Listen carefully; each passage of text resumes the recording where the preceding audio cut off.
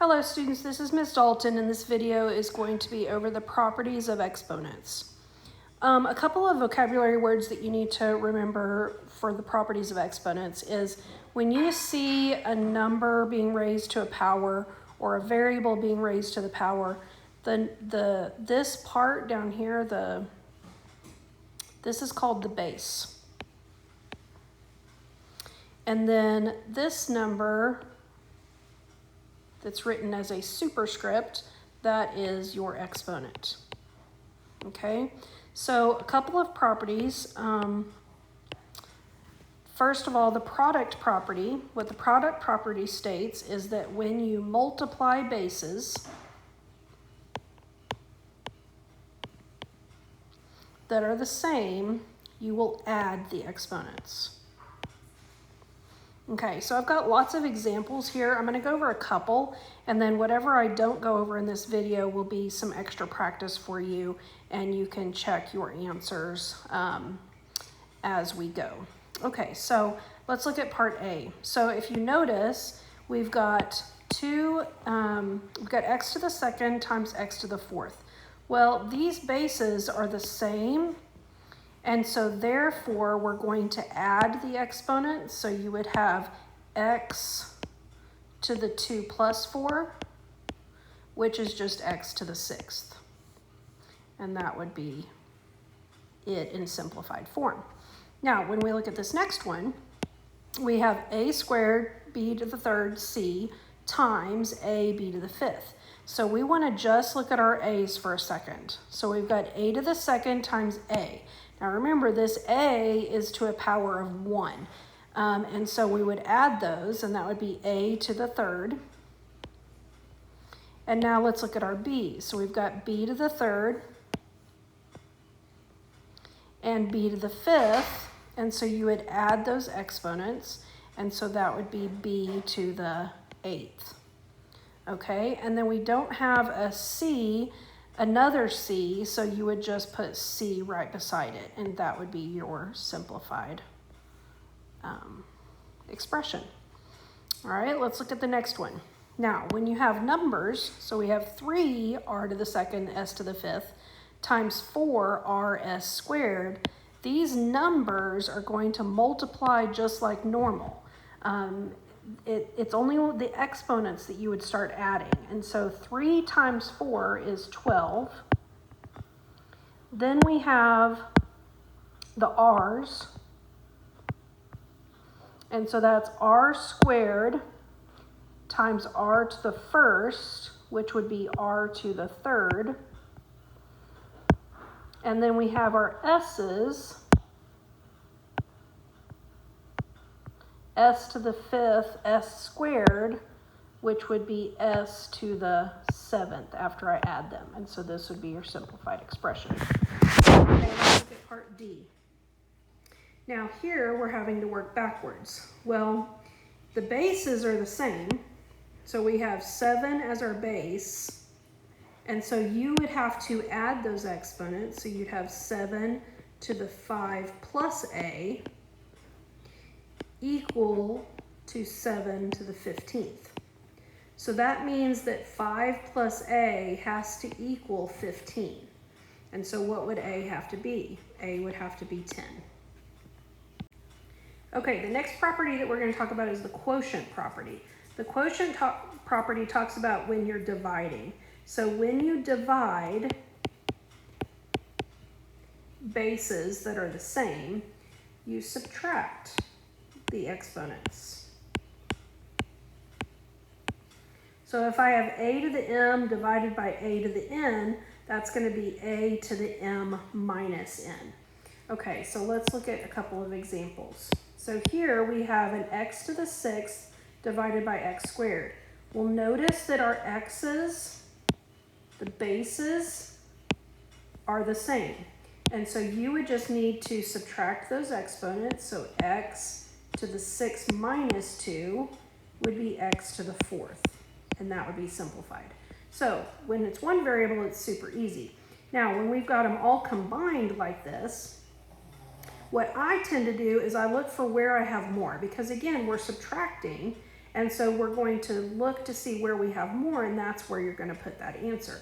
But the one thing that you want to keep in mind is that when you have numbers with, without the numbers being exponents, you would still divide those like normal. So 10 divided by 2 is 5. Now, x divided by x, those are exactly the same, so they will cancel. The y's, I have 9, y to the 9th in the numerator and y to the 5th in the denominator. So I have 4 more y's here. So I'm going to take these 5 y's and cancel them with 5 of those, and so that will leave me with y to the 4th. The z's, remember this is z to the 1st power, so I'm going to take that 1z and subtract it out of here, and so that would be a z to the 2nd. Okay, let's look at the next one. Now the next one, I would simplify that first. So the numerator, a squared, I don't have another a over here, so that would just stay a squared. But the b, I have a b to the 1st power times b to the 1st power, which would be b to the 2nd power. And then here, I have c to the 3rd times c to the 2nd, and so that would be c to the 5th. Now that's all over the a squared, b squared, c squared. So if I'm looking here, the a squareds cancel, the b squareds cancel, and the c's, I'm going to cancel these 2 c's with 2 out of here, so that would make that c to the 3rd. So your answer on this one would be c to the 3rd.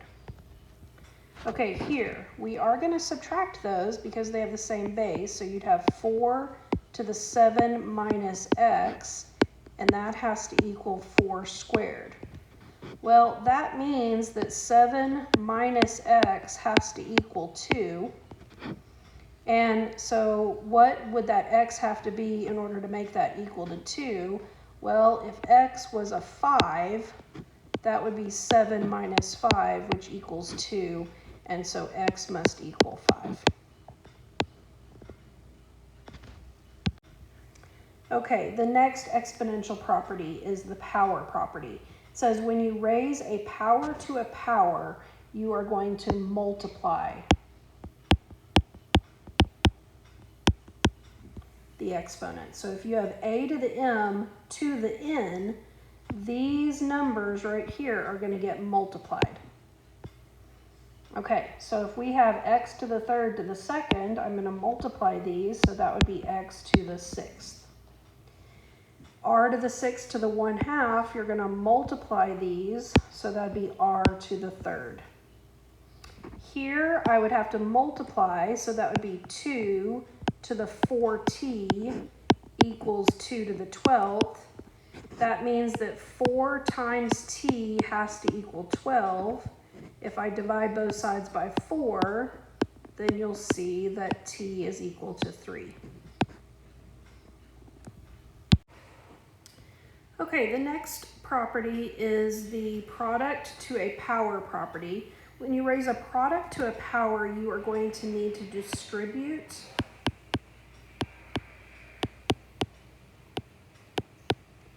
the exponent. So if I have a times b to the m power, that m power is going to go to the a and the b. So you would have a to the m times b to the m. Okay, so when we look at this first example, this 3 is actually going to go to the 2. It's also going to go to the x squared. It's going to go to the y to the 3rd, and it's going to go to the z to the 5th. And remember, anytime you have a power to a power, you multiply. Now, when I have 2 to the 3rd power, though, that's just going to be 2 times 2 times 2, which is 8. X squared to the 3rd power, I'm going to multiply the 2 times the 3, so that would be x to the 6th. Y to the 3rd to the 3rd power would be 3 times 3, so that would be y to the 9th. and then z to the 5th to the 3rd power, you'd multiply those, so that would be z to the 15th. And that would be your simplified expression. Okay, so let's look at this next one. Now, I would go ahead and simplify the numerator first. So let's go ahead and do both of those. So we've got the 1/2 power that's going to go to all of these. So when I take 10 and multiply by 1/2, that's going to be a to the 5th. b to the 6th to the 1/2, I'll take half of 6, which is 3. And c to the 2nd to the 1/2, take half of 2, which is 1. So c to the 1st. Now here I've got a power of 1/3 that's going to go to both. So I'm going to take a to the 9th to the 1/3, so that would be like taking 1/3 of 9, which would be 3. And then b to the 6th to the 1/3, that would be like taking 1/3 of 6, which is 2. So b squared. Okay, in the denominator, I just have a to the 3rd, b to the 2nd, c. So let's go ahead and simplify our numerator. We can take the a's and combine them. So remember, you would want to add those exponents, so that would be a to the 8th. The b's, I would add those exponents, so that would be b to the 5th. And then I would just have the c. And all of that is going to be divided by a to the 3rd, b to the 2nd, and c. I see that the c's cancel. I will take 3 a's out of the 8 and make that a 5. And then I would take 2 b's out of the 5 here and make that 3. So your simplified answer would be a to the 5th, b to the 3rd.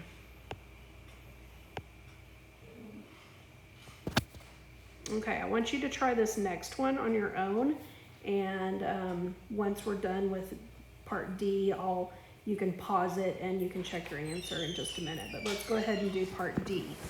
Okay, so for part D, we need to distribute that letter A. So the A is going to go to both, but notice that this is what it would equal after I distribute that. So I'm going to have 3 to the A, which has to equal 9. And then I'd have x to the 2a, which would have to equal x to the 4. So you can probably already see what a has to be. I would have y to the 5a, and that would have to be equal to y to the 10th. Well, the only way I would get a 10 out of 5a would be if a is equal to 2. And that would be true for all of them. X to the 2a, 2 times 2 would be 4. And then 3 to the a would be 3 to the 2nd, which is equal to 9. All right, if you want to try part C on your own, go ahead and pause the video, and then when you're ready to check your answer, press play again. Okay, check your answer on C. It's here in red, so just check your answer, make sure you got that one right. Okay, another property is the quotient to a power property. So when you raise a quotient to a power, you need to distribute the exponents as well. So it's going to distribute the exponent. If I have a divided by b to the m is going to go to the a and it's going to go to the b. So that's going to be a to the m divided by b to the m. Okay, so if I have this first example, I can simplify that and make it, put the 4 as an exponent on the numerator and denominator. So that would be 2 to the 4th divided by x to the 4th. Well, 2 to the 4th is 2 times 2 times 2 times 2, and that would be equal to 16 divided by x to the 4th, and that would be your simplified answer. All right, here we're going to distribute that 2. It's going to go to absolutely everything. Okay, so let's rewrite what we would have. In the numerator, we would have 16 to the 2nd power. C, remember you multiply, so c to the 6th power, and then d to the 2nd power, divided by 2 to the 2nd power, and c to the 2nd power, and d to the second power. So the d to the second powers cancel. 16 squared is actually 256. 2 to the second is 4, so let's put that there. And then the c's, I can cancel off 2 of those c's out of here, and that would be c to the 4th. So I would end up with c to the 4th in the numerator. Now 256 divided by 4 is equal to 64, and so I would simplify this as 64c to the 4th. Okay, now what I could have done on part B is simplify what's in the parentheses first. So on this next one, let's do that. Let's simplify what's in the parentheses before we raise it to the power of 3. And it might go a little bit faster. So if I have negative 2x squared, well, remember, that's going to go to both. Well, negative 2 squared is 4, so I can write down a 4. X to the second power would just be x squared. Okay, in the denominator, I would have 3xy squared. So let's simplify our x's. We can cancel off one of the x's there with one of them here, so that would just be x to the first. And then now, if I go ahead and distribute my 3 power, then it should be simplified without me having to simplify it more. So the 3 power is going to go to the 4, so that would be 4 to the 3rd. Then the 3 is going to go here. Remember, that's just a 1, so that'd be x to the 3rd over 3 to the 3rd, because that's going to go to that. And then the 3 is also going to go to the y, but we're going to have to multiply those exponents, so it'd be y to the 6th. And then all I have to do is just simplify the numbers. Well, 4 to the 3rd power is 64, so that would be 64x to the 3rd over 3 to the 3rd is 27, so 27y to the 6th. And the only way you could go further is if you could simplify those numbers, but they do not simplify. Okay, this next property is one of the easiest properties. However, it's one of the most missed properties. It's called the zero power property, which means that anything raised to the 0 power equals 1. So I don't care what you have to the 0 power. I could have a to the 0 power. That's equal to 1. So anytime you see to the 0 power, I just cancel that off and just make it 1. So let's look at part A. We have x squared y to the 0 to the 4th power. Well, y to the 0 is going to be 1, so just cancel that off. So now you just need to raise that 4 to x squared, and you would multiply those, so that would be x to the 8th. This second one here looks really complicated, but then you realize that all of this is being raised to the power of 0. So this whole thing is equal to 1. All right, let's move on to the negative exponent. So the negative exponent property says that any base raised to a negative exponent equals its reciprocal raised to the positive of that exponent. You will never, ever, ever leave an expression with a negative exponent. So here's what it's going to look like. If you have a to the negative n, this negative is going to make you flip it. So it's going to move down to the denominator and just be a 1 over a to the n. And then vice versa is true. So let's move on to the examples. We have a to the negative 7. So we're going to do 1 over a to the 7th. And that would be it. Now here, I'm going to take all of this to the negative 1 power. And so I'm going to flip all of that, and it would get raised to the power of 1, which is just going to stay that. Here we have 5 times x to the 0 times y to the negative 1. Well, x to the 0 is 1, so that goes away. And then this one I would have to flip, and so the 5 is going to stay on top, but this y to the first power is going to move down to the bottom. And so this would be your final answer. Okay, now we just have some more examples just to give you practice, and it kind of has a little bit of everything. So let's start with this first one. C to the third, C to the 8th, C to the -5. We're multiplying, so we need to add all of those. So 3 plus 8 is 11, and 11 minus 5 is 6. So that would be C to the 6th. Now, if that had ended up a negative number, then I would want to keep going and flip it, but that all becomes positive, so we're good there. Okay, here we've got x to the -1 to the third. That's going to distribute. That's going to be x to the -3. But we don't want to stop there. We have to flip it. And so when we flip it, we put it 1 over x to the third. Once you flip it, the exponent becomes positive. All right, here we've got 4x squared y to the third to the -2, and then a negative x to the 10th to the second. Well, let's go ahead and simplify this first one. Notice that it does have a negative power, so that's really going to be 1 over everything to the second power. So that's going to be 4 to the second, and then x squared to the second will be x to the 4th, and y to the third to the second would be y to the 6th, because we have to multiply those exponents. Then it's going to get multiplied by, let's go ahead and simplify this. Now, if you have a negative raised to an even power, that's going to turn into a positive. Negative times a negative is positive. So this is going to turn into a positive, and then we're going to distribute that, so that would make it x to the 20th. Now this is in the top, so we're going to put it like this. And now let's go ahead and, because this is over 1 now, the x to the 4th, I can cancel with 4 of these and make that a 16.